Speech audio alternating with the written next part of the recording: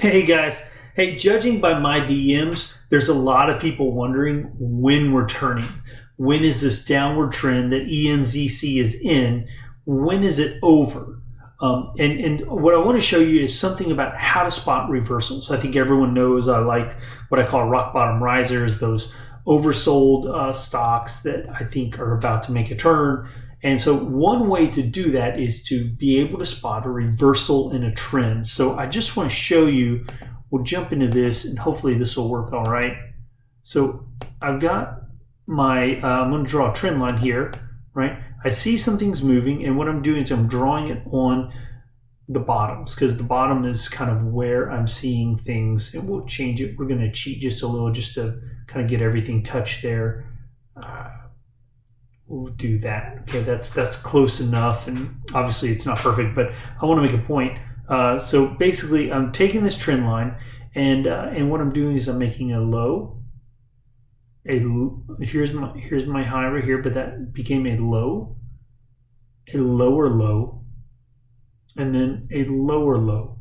Now, at this point, you might say, well, I don't know if that's a lower low, and you might say, okay, well, maybe now it's time to really watch and see what happens, because now we're about to make the change. But I'm going to tell you, if you were waiting for that and waiting to scale in upon that movement, this would be a risky place to do it. And I want to show you the next step of spotting a reversal is we then want to go up to the nearest resistance, right? And at that point, what I'm looking to see happen, right, is I am looking to see, let's just make this extend a little further. I am waiting to see this go up past that resistance and break it. And once it moves out, I know that we have a trend. The other thing I really would like to see from here is instead of making, a lower low, I'd like to see us make a higher low.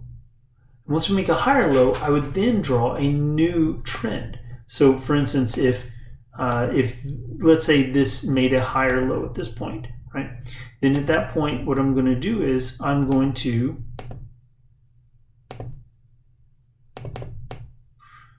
draw that new trend line wherever that new low goes, right? So let's say what happens is then it makes this low and then it makes a higher low that only goes down here.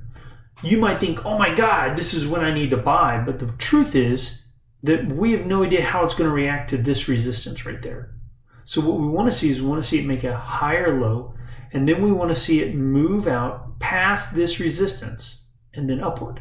Once it does that, you have a full confirmation that we're out of this downward trend. I'll give you a quick example.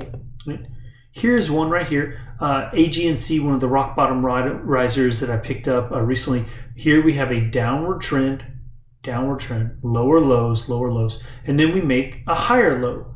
And we draw a new trend line that goes up here. We find our nearest resistance, which is right there, and draw a horizontal line. And look what happened. We made a higher low, and then we broke past that resistance.